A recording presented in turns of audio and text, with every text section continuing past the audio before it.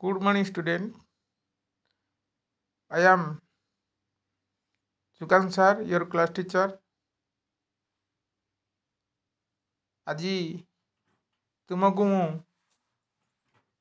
The polite son in ଲ'ର while reading ଉପରେ ପଢ଼ାଇବି। ହ୍ୱାଇଲ୍ ରିଡ଼ିଂ ଅର୍ଥ ପଢ଼ିବା ସମୟରେ ଆମେ ଯେଉଁ ଟପିକ୍ ପଢ଼ୁଛ this polite son in law ପଢ଼ିବା ସମୟରେ ପୂର୍ବରୁ ଟି ରିଡ଼ିଂ ପଢ଼ିଥିଲି ବା ପଢ଼ିବା ପୂର୍ବରୁ ଯାହା ସବୁ କହିଥିଲି ତୁମେମାନେ ପୂର୍ବ ଅଧିବେଶନ ତାହା ଜାଣିଥିବ। ଏବେ ହ୍ୱାଇଲ୍ ରିଡ଼ିଂ ପଢ଼ଉଛି। ତୁମର ପାଠ୍ୟପୁସ୍ତକ ବାହାର କର। ପାଠ୍ୟପୁସ୍ତକର ପୃଷ୍ଠା ସଂଖ୍ୟା 36 ମଧ୍ୟ ଦେଖ। ପୃଷ୍ଠା ସଂଖ୍ୟା 36 ଦେଖ। ପୃଷ୍ଠା ସଂଖ୍ୟା ଦେଖିଲା ପରେ ତୁମେମାନେ SPG ଦେଖ 1।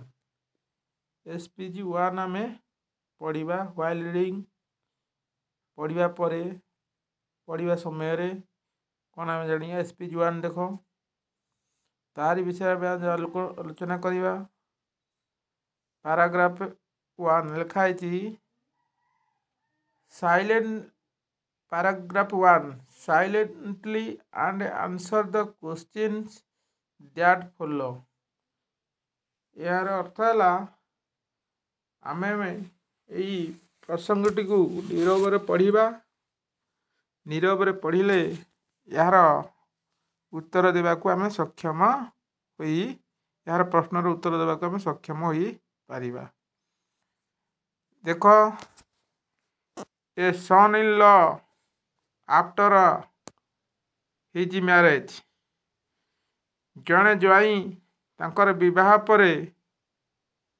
ଏ ସନ୍ ଇନ୍ ଲ ଜଣେ ଜ୍ୱାଇଁ ତାଙ୍କର ବିବାହର ପରେ। ମ୍ୟାରେଜ୍ ବିବାହର ପରେ କ'ଣ ହେଲା? Was planning to visit his father in law house. ବିବାହ ପରେ କ'ଣ ହେଲା? ପ୍ରଥମ ଥର ପାଇଁ ତାଙ୍କର ଶ୍ୱଶୁର ଘରକୁ ଯିବା ପାଇଁ ସେ ଯୋଜନା କଲେ। ତାଙ୍କ ଜ୍ୱାଇଁ ଯେତେବେଳେ ପ୍ରଥମ ବାହା ହେଇଗଲେ ତାର ପ୍ରଥମ ଥର ପାଇଁ ତା ଶ୍ୱଶୁରକୁ ଯିବା ପାଇଁ ଯୋଜନା କଲେ। A man from his village gave him the advice. ତେଣୁ କ'ଣ ହେଲା? ତାଙ୍କ ଗ୍ରାମରେ ଜଣେ ଲୋକ ତାକୁ ଉପଦେଶ ଦେଲେ। A man from his village gave him the advice. ତାଙ୍କ ଗାଁର ଲୋକ ତାକୁ ଉପଦେଶ ଦେଲେ। ସେ ଯେଉଁ ଜ୍ୱାଇଁକି ବା ପ୍ରଥମ ଥର ପାଇଁ ଯେଉଁ ଜ୍ୱାଇଁ ତା ଶ୍ୱଶୁର ଘରକୁ ବୁଲିବା ପାଇଁ ମନସ୍ଥ କରିଥିଲା ବା ଯୋଜନା କରିଥିଲା। Use big and high sounding word in your father in law house. କ'ଣ ସେ ଉପଦେଶ ଦେଲେ? କହିଲେ ତୁମର ଶ୍ୱଶୁର ଘରେ ବଡ଼ ବଡ଼ ଏବଂ ଉଚ୍ଚ ଧ୍ୱନିରେ ଯୁକ୍ତ ଶବ୍ଦ ସବୁ ବ୍ୟବହାର କରିବେ। ତୁମେ ତୁମ ଶ୍ୱଶୁର ଘରକୁ ଯିବ, ବଡ଼ ପାଟିରେ ସଦାସର୍ବଦା କହିବ। ବଡ଼ ବଡ଼ ଉଚ୍ଚ ସ୍ୱରରେ ଉଚ୍ଚ ଧ୍ୱନିରେ ସବୁବେଳେ କହିବ। ସେ ଯେଉଁ ବନ୍ଧୁ ଜଣକ ତାଙ୍କ ଗାଁର ଜଣେ ବନ୍ଧୁ ତ କ'ଣ ଉପଦେଶ ଦେଲେ? ତୁମେ ଶ୍ୱଶୁର ଘରକୁ ଯିବ, ବଡ଼ ବଡ଼ ପାଟିରେ ସବୁବେଳେ ଉଚ୍ଚ ପାଟିରେ କହିବ। Always seat on high place. ଆଉ କ'ଣ କହିଲେ? ସର୍ବଦା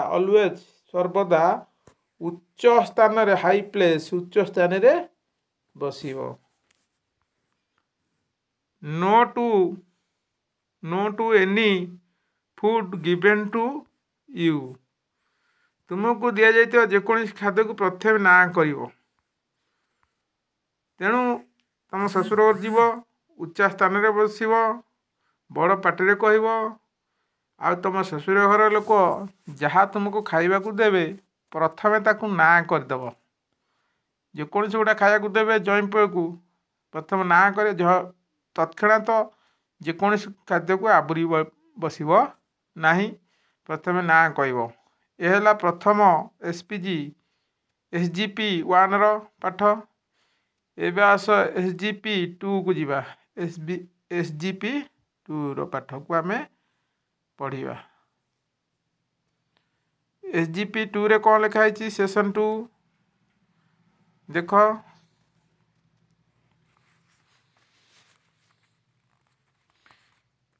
He therefore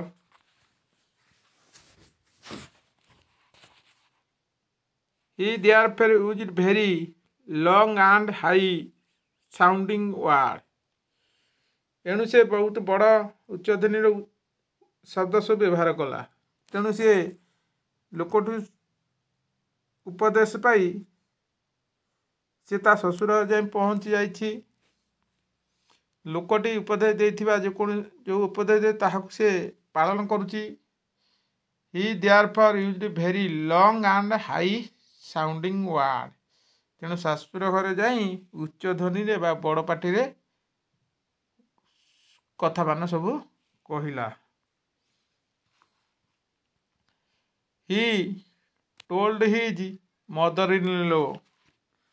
ସେ ତାର ଶାଶୁକୁ କହିଲା। ସେ ତାର ଶାଶୁ mother-in-law ଶାଶୁ। ସେ ତାର ଶାଶୁକୁ କହିଲା, You are the sweetest, kindest, greatest and gentlest lady। କ'ଣ ତା ଶାଶୁକୁ କହିଲା?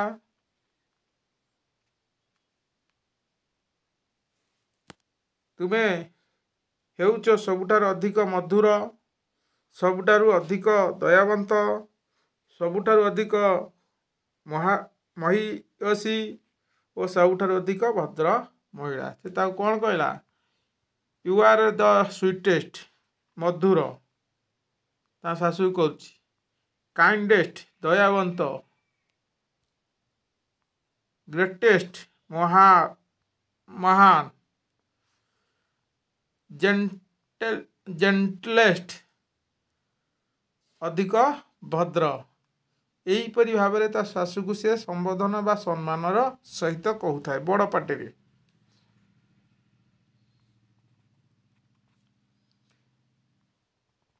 The mother-in-law was very much pleased to her his। ତେଣୁ ତା ଶାଶୁ ଏହା ଶୁଣି ବହୁତ ଖୁସି ହୋଇଗଲା। ଯେତେବେଳେ ଜ୍ୱାଇଁଙ୍କ ଠାରୁ ଏପରି ସମ୍ମାନ ବା ପ୍ରଶଂସା ଜ୍ୱାଇଁ କରୁଛନ୍ତି ପାଉଛି, ସେ ତତ୍କ୍ଷଣାତ ଖୁସି ହୋଇଗଲେ ଓ ବହୁତ ଖୁସି ହୋଇଗଲେ ତାଙ୍କ ଶାଶୁ। She praised her son-in-law in front of her neighbor for using high sounding words and calling her the kindest and greatest lady। ସେ ତାର ପଡ଼ୋଶୀମାନଙ୍କ ସମ୍ମୁଖରେ ତାଙ୍କ ଜ୍ୱାଇଁ ବହୁତ ଉଚ୍ଚଧ୍ୱନି ଯୁକ୍ତ ଶବ୍ଦଯୁକ୍ତ ବ୍ୟବହାର କରିଥିବାରୁ ଓ ତାଙ୍କୁ ସବୁଠାରୁ ଅଧିକ ଦୟାଳୁ, ସବୁଠାରୁ ଭଦ୍ର ମହିଳା କହିଥିବାରୁ ତାଙ୍କର ପ୍ରଶଂସା କଲେ। ଯେତେବେଳେ ତାଙ୍କ ଜ୍ୱାଇଁ କହିଦେଲେ, ତୁମେ ଜଣେ ମଧୁରଭାଷୀ, ତୁମେ ଜଣେ ଦୟାବନ୍ତ, ତୁମେ ଜଣେ ଗ୍ରେଟେଷ୍ଟ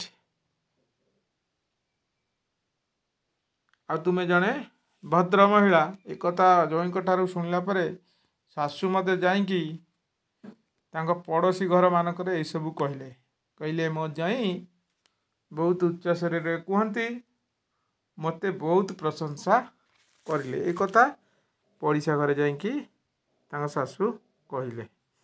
ଏବେ ଆସ 3 ଦେଖ। 3 ଦେଖିଲେ, following strictly strictly the second advice, ଦ୍ୱିତୀୟ ଉପଦେଶକୁ କଡ଼ାକଡ଼ି ଭାବରେ ଅନୁସରଣ କରି ଜ୍ୱାଇଁ ଜଣକ the son-in-law did not sit on a chair। ତେଣୁ ତ ପ୍ରଥମ ସେ ଭଦ୍ର ବ୍ୟକ୍ତି ତାଙ୍କୁ ଶିଖେଇଥିଲେ ଯାହା ସେଇଆ କହିଲେ ଉଚ୍ଚ ସ୍ଥାନରେ ବସିବ କ'ଣ ଉଚ୍ଚ ପାଟିରେ କହିବ, ଉଚ୍ଚ ପାଟିରେ କହିଲେ ତାଙ୍କ କଥା ପ୍ରଥମ କଥାଟି ପାଳନ କଲେ। ଦ୍ୱିତୀୟ କଥାଟି ପାଳନ କରିବାକୁ ତାଙ୍କର ତ ମନେ ପଡ଼ିଗଲା। ଯେତେବେଳେ ଦ୍ୱିତୀୟ ଉପଦେଶ ପାଳନ କଲେ, ଫଲୋଇଂ ସାଇଲେଣ୍ଟ ଷ୍ଟ୍ରିକ୍ଟଲି ଦି ସେକେଣ୍ଡ ଆଡ଼ଭାଇସ୍, ଦ୍ୱିତୀୟ ଉପଦେଶଟି କଡ଼ାକଡ଼ି ପାଇଁ ପାଳନ କରିବା ପାଇଁ ସ୍ଥିର କଲେ। କ'ଣ କଲେ? The son in law did not sit on a chair. ତାଙ୍କୁ ଯେତେବେଳେ ଚେୟାର ଦେଲେ, ବସିବା ପାଇଁ କୁର୍ସି ଦେଲେ, ସେ ଚେୟାରରେ ବା ସେ କୁର୍ସିରେ ବସିଲେ ନାହିଁ। କାହିଁକି ନା ସେ ଲୋକଟି ତାକୁ କହିଛି ଉଚ୍ଚ ସ୍ଥାନରେ ଦେଖି ବସିବୁ। ଚେୟାର ତ ହେଲା ନିଚ ସ୍ଥାନ, ଆଠୁ ଉଚ୍ଚ ସ୍ଥାନ ଥାଏ ଘରମାନଙ୍କର ଅଛି, ସମସ୍ତଙ୍କ ଘର ଅଛି। ଯଦିଓ ଉପଯୁକ୍ତ ବସିବା ପାଇଁ ନ ହୋଇପାରେ, କିନ୍ତୁ ଉଚ୍ଚା ଅଛି ନିଶ୍ଚିତ। ହି preferred to sit over paddy sacks piled high। ତାପରେ କ'ଣ ଉଚ୍ଚ ସ୍ଥାନ ତାହେଲେ କ'ଣ? ସେ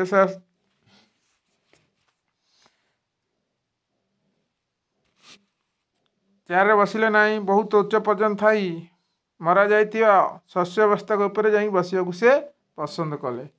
କ'ଣ କଲେ? Chair preferred to sit over paddy sacks, ମାନେ ଶସ୍ୟ ବସ୍ତା, ଯେଉଁ ଥାକ ଥାକ ହେଇଥିବା ଶସ୍ୟ, ଧାନ କିମ୍ବା କୌଣସି ଶସ୍ୟ ଜାତୀୟ ପଦାର୍ଥ ଅଖାରେ ଥୁଆ ହେଇଛି, ଥାକ ଥାକ ଘରମାନଙ୍କରେ ଅଛି, ସେଇ ଅଖା ଉପରେ ଯାଇକିରି ଦେଖିଲେ ଏଇଟା ହିଁ ଉଚ୍ଚା ସ୍ଥାନ, ଏଇ ଉଚ୍ଚା ସ୍ଥାନରେ ହିଁ ମୁଁ ବସିବି।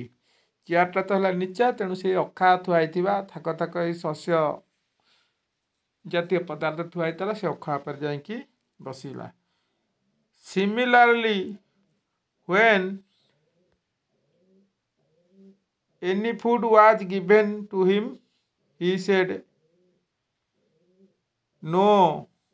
One night his mother-in-law prepared delicious rice pudding କ୍ଷୀରି for him। ତାପରେ ସେ ଉଚ୍ଚ ସ୍ଥାନରେ ବସିଲେ। ବସିଲା ପରେ ସେଇପରି ଯେତେବେଳେ ତାକୁ କିଛି ଖାଦ୍ୟ ଆଣିକି ଦିଆଗଲା, ଉଚ୍ଚ ସ୍ଥାନରେ ବସିଲେ। ଦୁଇଟି କଥାକୁ ସେ ଲୋକର ମାନିଲା, ସେ ତାଙ୍କ ଜ୍ୱାଇଁ, ସେ ଜ୍ୱାଇଁ ଜଣକ ଜୋର କରି କହିବା ଓ ଉଚ୍ଚ ସ୍ଥାନରେ ବସିବା। ସିମିଲାର ସେଇ ଏକା ଢଙ୍ଗ ପରି ରାତ୍ରି ଭୋଜନ ସମୟରେ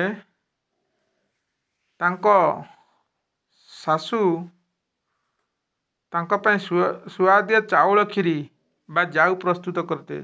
ଚାଉଳ କ୍ଷୀରି ପ୍ରସ୍ତୁତ କରି ଆଣିକି ଦେଲେ। ଡେଲିସିୟସ୍ ରାଇସ୍ ପୁଡିଂ କ୍ଷୀରି ଫ୍ରମ୍ ହିମ୍, ତାଙ୍କ ପାଇଁ ଯେତେବେଳେ ଚାଉଳ ପ୍ରସ୍ତୁତ କ୍ଷୀରି ଆଣିକି ଦେଲେ। When he was served this he said no। ଯେତେବେଳେ ଏହା ତାଙ୍କୁ ଖାଇବାକୁ ଦିଆଗଲା, ବଢ଼ାଗଲା, ସେ ନାଁ କହିଲେ। ସେଇ ଯେଉଁ ଚାଉଳ କ୍ଷୀରିକୁ ଯେତେବେଳେ ଆଣିକି ତାଙ୍କ ଶାଶୁ ଦେଲେ, ସେ ପ୍ରଥମ ନାଁ କରିଦେଲେ, କହିଲେ ନା ମୁଁ ଖାଇବିନି। କାହିଁକି ନା ସେ ଲୋକଟି ଏତେ କହିଛି ତ, ପ୍ରଥମେ ଯେତେବେଳେ ଖାଇବାକୁ ଦେବେ ତମେ ପ୍ରଥମେ ମନା କରିଦେବ। ତାଙ୍କ ସେ କଥାକୁ ଅକ୍ଷରେ ଅକ୍ଷରେ ମାନୁଛନ୍ତି, ତାଙ୍କ ସେ କହିଥିବା ଲୋକଟି କଥାକୁ ମନା କରିଦେଲେ। Therefore was not given rice pudding।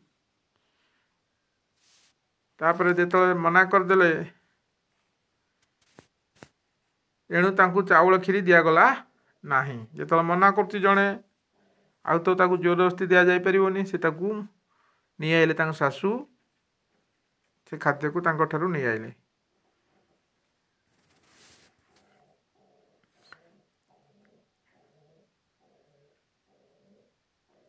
But to or 3 drops of rice pudding fell on his plate। କ'ଣ କିନ୍ତୁ ଯେତେବେଳେ ସେ ଯେଉଁ ଚାଉଳ କ୍ଷୀରିର ପ୍ଲେଟ୍ ତାଙ୍କୁ ଦିଆହେଉଥିଲା ସେ ତ ମନା କରିଦେଲେ, ମୁଁ ଖାଇବି ନାହିଁ। ମନା କରିବାରୁ ତାଙ୍କ ଶାଶୁ ନେଇ ଆସିଲେ, କିନ୍ତୁ ସେ ଥାଳିରେ ଦିଆହେଇଥିବା ଚାଉଳ କ୍ଷୀରି 2ରୁ 3 ବୁନ୍ଦା 4 ବୁନ୍ଦା ସେ ଅଖା ଉପରେ ପଡ଼ିଗଲା। କ୍ଷୀରି ଚାଉଳ ଥାଳି ଉପରେ ପଡ଼ିଗଲା, ତାଙ୍କ ଥାଳି ଉପରେ ପଡ଼ିଗଲା।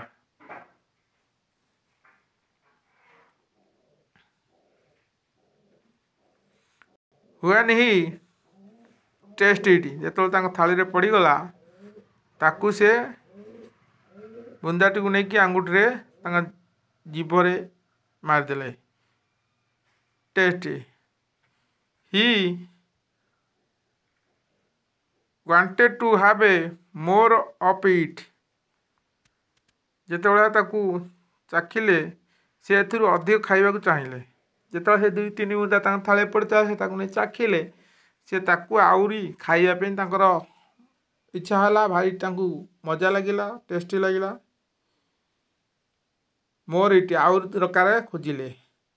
Wanted have more it, thinking it would be impolite, he did not ask for it। ଯେତେବେଳେ ପୁନର୍ବାର ତାଙ୍କୁ ଚାଖିଲା ପରେ ମଗା ହେଲା, କିନ୍ତୁ ସେ କୌଣସି ଏହା ଭଦ୍ରାମୀ ହେବ ନାହିଁ ବୋଲି ସେ ଏହାକୁ ମାଗିଲେ ନାହିଁ। ପ୍ରଥମ ତ ମନା କରିଦେଇଛନ୍ତି, ନେଇଗଲେ। ସେ 2-3 ମୁନ୍ଦାକୁ ଚାଖିକି ତାଙ୍କୁ ପସନ୍ଦ ହେଲା, କିନ୍ତୁ ମାଗିପାରିଲେ ନାହିଁ। କାହିଁକିନା ମନା କରୁଥିବା ଜିନିଷକୁ ପୁନର୍ବାର ଜଇଁ ପିଲା ପ୍ରଥମ ମନା କରୁଛନ୍ତି, ପୁନର୍ବାର ମାଗିପାରିବେନି। ତାଙ୍କୁ ନିଜକୁ ନିଜେ ଲଜ୍ଜା ଲାଗିବ, ଲାଜ ଲାଗିବ, ସେଥିପାଇଁ ମାଗିଲେ ନାହିଁ। But he wanted somehow to eat the rice pudding। କିନ୍ତୁ କୌଣସି ପ୍ରକାର ଚାଉଳ କ୍ଷୀରି ଖାଇବାକୁ ଚାହିଁଲେ। ଯେତେବେଳେ ତ ମାଗିପାରିବେନି, ମନା ବି କରିସାରିଲେଣି, କିନ୍ତୁ ତାଙ୍କର ଗୋଟା ସ୍ଥିର କଲେ, କୌଣସି ଉପାୟରେ ମୁଁ ଏ ଚାଉଳ କ୍ଷୀରିକି ଖାଇବି।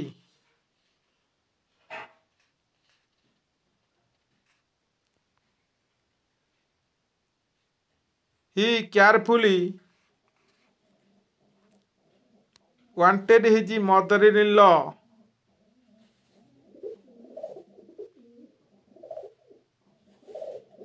ସେ ତାଙ୍କ ଶାଶୁକୁ ଯତ୍ନ ସହକାରେ ଲକ୍ଷ୍ୟ କଲେ। She put the rice pudding on a put and placed it on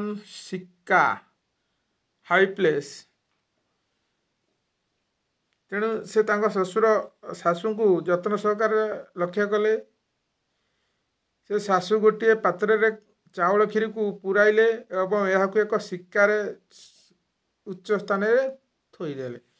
ତେଣୁ ତାଙ୍କର ତ ଇଚ୍ଛା ହେଲା, ମୁଁ ଖାଇବି କୌଣସି ଉପରେ। ତେଣୁ ସେ ଶାଶୁ ନେଇଥିବା ଚାଉଳ କ୍ଷୀରି ପାତ୍ରଟିକୁ କେଉଁଠାରେ ରଖୁଛି ବୋଲି ସିଏ ପୁରା ନଜର ରଖିଲେ, କିପରି ଉପାୟରେ ମୁଁ ସେ ଚାଉଳ କ୍ଷୀରି ଖାଇବି। ଏହା ହେଲା ତୁମ SGP2ର। ଏବେ ଆସ SGP3।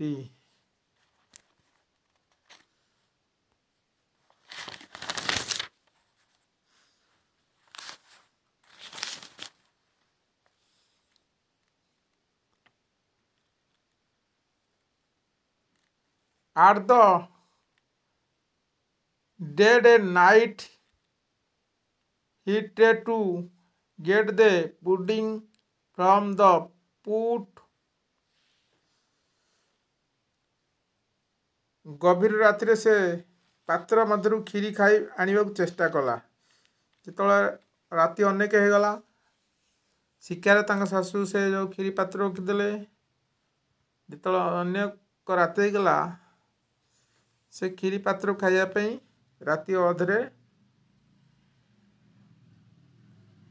କ୍ଷୀରି ଆଣିବାକୁ ଚେଷ୍ଟା କଲା ତାଙ୍କ ଜ୍ୱାଇଁ। But unfortunately it fell on his head. କିନ୍ତୁ ଦୁର୍ଭାଗ୍ୟବଶତଃ ଏହା ତାଙ୍କ ମୁଣ୍ଡ ଉପରେ ପଡ଼ିଗଲା। ସେ ଯେଉଁ ଶିକାରେ ଟଙ୍ଗା ହେଇଥିଲା ସେ ତ ରାତି ଅଧ ଗଲା ଆଣିବାକୁ ଯାଇଛି, ଦୁର୍ଭାଗ୍ୟବଶତଃ ସେ ଯେଉଁ କ୍ଷୀରି ପାତ୍ରଟି ତାଙ୍କ ମୁଣ୍ଡରେ ଢାଳି ହେଇଗଲା। It fell on his head. His whole body was smeared with rice pudding like gum. ତାଙ୍କର ସମଗ୍ର ଶରୀରଟା କ'ଣ ହେଲା? ଚାଉଳ କ୍ଷୀରିରେ ଅଠା ପରି ବୋଳି ହେଇଗଲା। ଗମ୍ ହେଲା ଅଠା। His whole body was smeared with rice pudding like gum. What to do now? କ'ଣ କରିବେ? ସେ ଦେଖିଲା ବର୍ତ୍ତମାନ କ'ଣ କରିବାକୁ ହେବ। ସେ ଯେତେବେଳେ ତା ଶରୀର ସାରା ଏଇଭଳି ଅବସ୍ଥା ହେଲା, ଅଠା ପରି ଲାଗିଗଲା, କ'ଣ କରିବାକୁ କରିବ ସେ?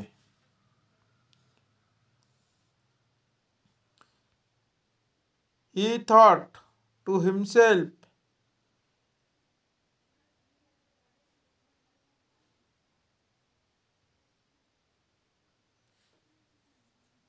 ସେ ଚିନ୍ତା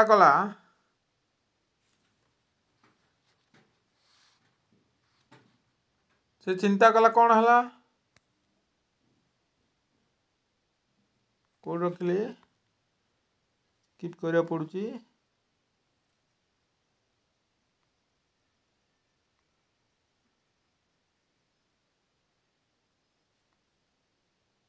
He thought himself he saw freshly plucked cotton spread on a mat to dry.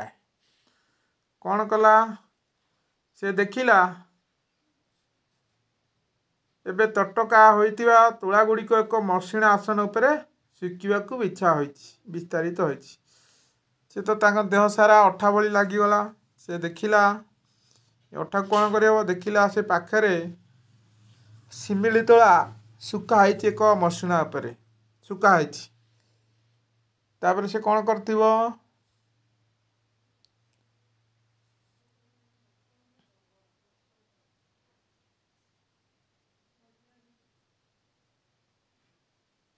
He stepped on it and turned to 3 times, left and right. Then he looked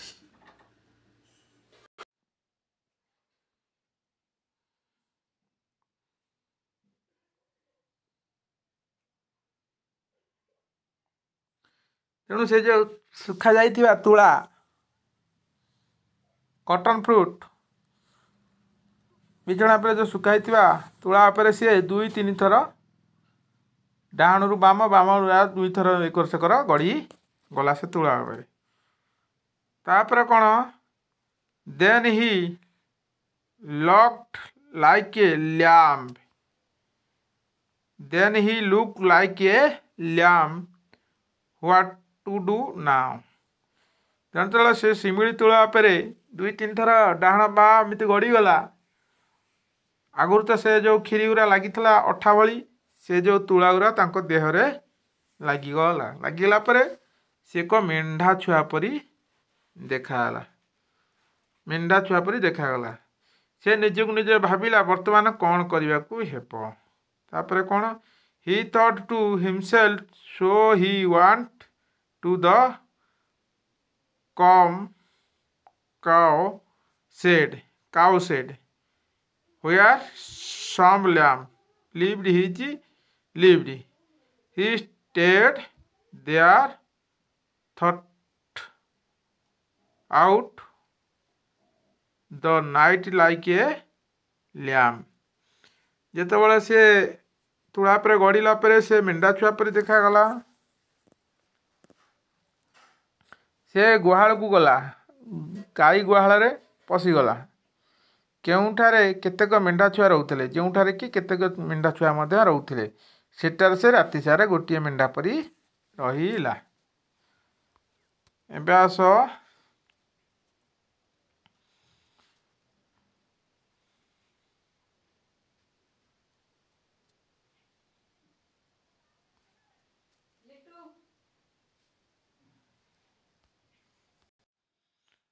in the morning the in-laws searched for their son-in-law and found him in the cow shed।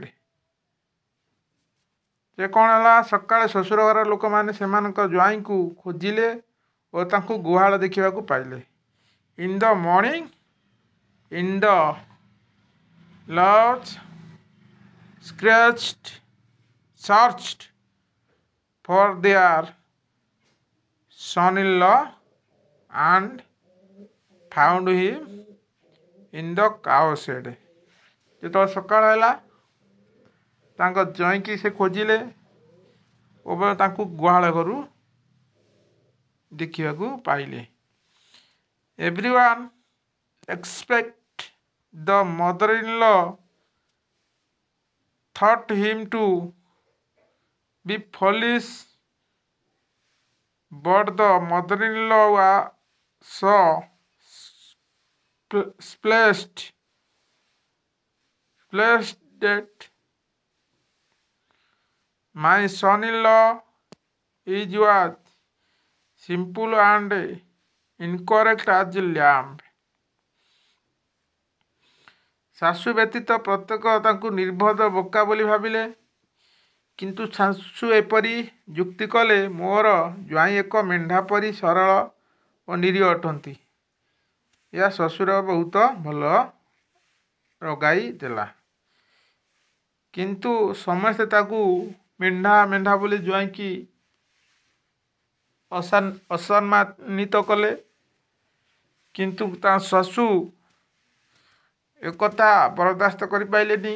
କାହିଁକି ନା ଜ୍ୱାଇଁ ପ୍ରଥମ ଶାଶୁକୁ ହିଁ ସମ୍ମାନ ସହିତ କଥା କହିଛନ୍ତି, ତାଙ୍କର ଉପରେ ତର୍ଜମା କରି ତାଙ୍କୁ ଖୁସି କଲା ଭଳିଆ କଥା କହିଥିଲେ। ସେଥିପାଇଁ ଶାଶୁକୁ ଏ କଥା ଜ୍ୱାଇଁକୁ ଅନ୍ୟମାନେ ଅପମାନ ଦେବା କଥା ପସନ୍ଦ ହେଲା ନାହିଁ।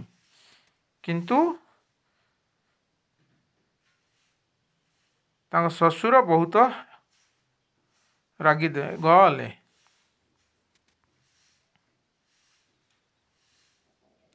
This made in the father-in-law very angry। କିନ୍ତୁ ତାଙ୍କ ଶ୍ୱଶୁର ବହୁତ ରାଗିଗଲେ। He was also very angry for other reason। ସେ ଅନ୍ୟ ସବୁ କାରଣ ପାଇଁ ବହୁତ ରାଗିଗଲେ। His wife took too much care on her foolish son-in-law। ତାଙ୍କର ସ୍ତ୍ରୀ ନିର୍ଭଦ ଜ୍ୱାଇଁଙ୍କୁ ବହୁତ ଯତ୍ନ ନେଉଥିଲେ। He gave him good food but neglected her husband। ସେ ତାଙ୍କୁ ଜ୍ୱାଇଁଙ୍କୁ ଭଲ ଖାଦ୍ୟ ଦେଉଥିଲେ, କିନ୍ତୁ ତାଙ୍କର ସ୍ୱାମୀକୁ ଅବହେଳା କରୁଥିଲେ। The son-in-law living in comfort was not willing to go home। ଆରାମରେ ଜୀବନ କରୁଥିବାରୁ ଜ୍ୱାଇଁ ଘରକୁ ଯିବାକୁ ଇଚ୍ଛୁକ ନଥିଲେ। ଏହା ହେଲା ତୁମର ହ୍ୱାଇଲ୍ ରିଡିଂ ଦି ଫୁଲିଶ୍ ସନ୍-ଇନ୍-ଲ'ର ପ୍ରସଙ୍ଗିତ ପାଠ୍ୟପୁସ୍ତକର ଇଂଲିଶ ପାଠ୍ୟପୁସ୍ତକର ଟପିକ୍। ଏହାର ଅର୍ଥ ହେଲା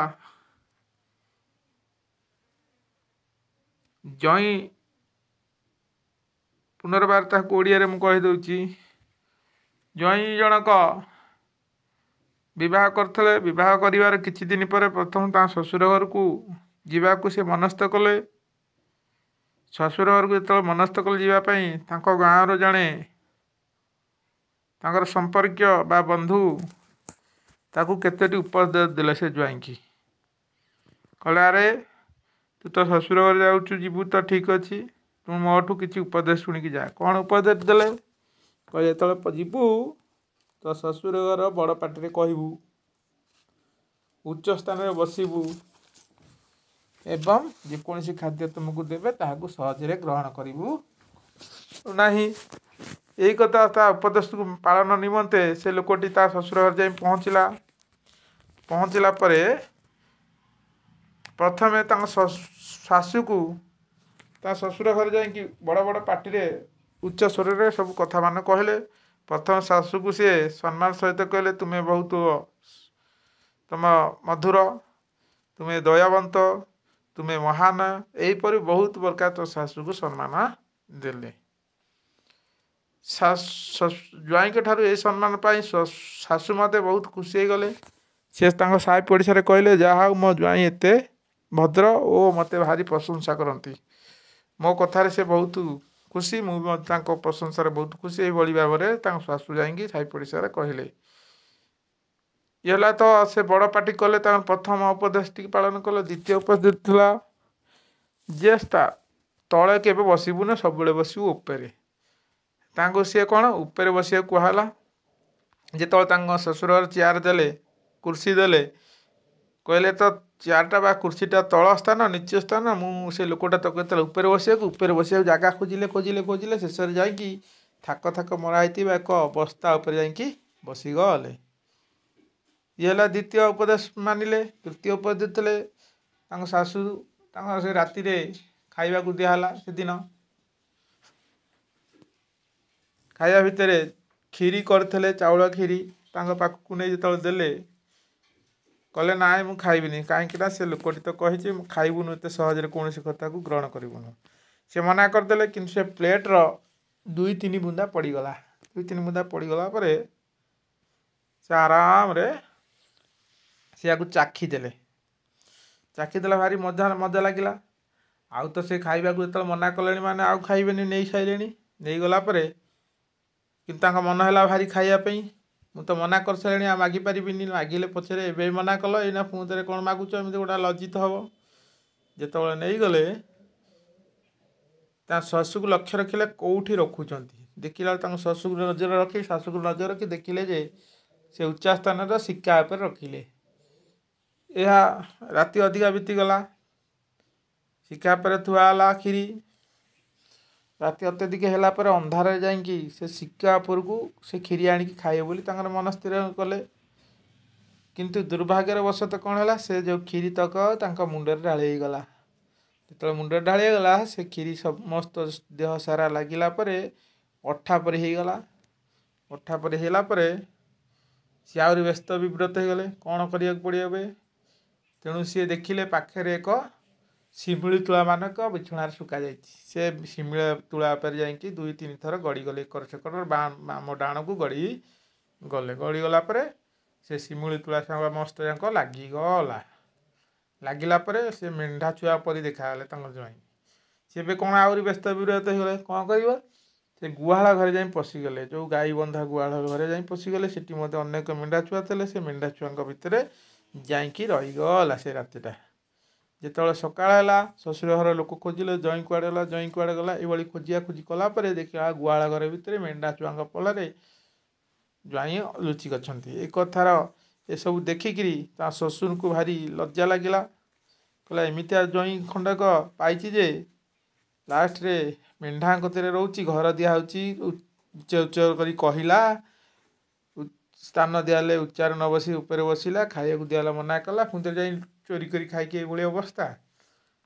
ତେଣୁ ଅନ୍ୟମାନେ ମଧ୍ୟ ତାକୁ ଅଟ୍ଟହାସ୍ୟ କଲେ ତାଙ୍କ ଜ୍ୱାଇଁକି। କିନ୍ତୁ ତା ଶ୍ୱଶୁର ଜଣକ ତାଙ୍କ ଜ୍ୱାଇଁକି ଏ ଅପମାନ ଦେଖି ଅନ୍ୟମାନଙ୍କୁ ବିଗିଡ଼ିଲେ। କାରଣ ନା ମୋ ଜ୍ୱାଇଁ ଭଲ, ସିଏ ଭଲ ମଣିଷ ପିଲାଟିଏ, ଆଉ ତାକୁ କେହି କିଛି କହିପାରିବନି। ଏଇଭଳି ଭାବରେ ତାଙ୍କୁ ବୁଝାଇଲେ ତାଙ୍କ ଶାଶୁ ଅନ୍ୟମାନଙ୍କୁ।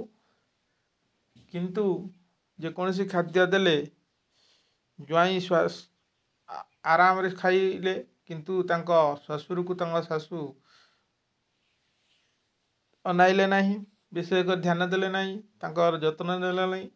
ଏହିପରି ଭାବରେ ଶ୍ୱଶୁର ଘରେ ରହିକି ଜ୍ୱାଇଁ ଆରାମରେ ଖାଇଲା। ଏ ହେଲା ତୁମ ପାଠ୍ୟପୁସ୍ତକର ଦିସ୍ ଫଲିସ୍ ସନ୍ ଇନ୍ ଲ ଏହା ସଇଲା। ଏହାର ଅର୍ଥ ଓ ଏହାର ପ୍ରଶ୍ନ ଉତ୍ତର ପରବର୍ତ୍ତୀ ଅଧ୍ୟାୟରେ ତୁମମାନଙ୍କୁ କୁହାଯିବ। ସେଥିପର୍ଯ୍ୟନ୍ତ ତୁମମାନଙ୍କଠୁ ଗୁଡ୍ ବାଏ। ନେକ୍ସଟ ପିରିୟଡ଼ ପର୍ଯ୍ୟନ୍ତ ଥ୍ୟାଙ୍କ ୟୁ।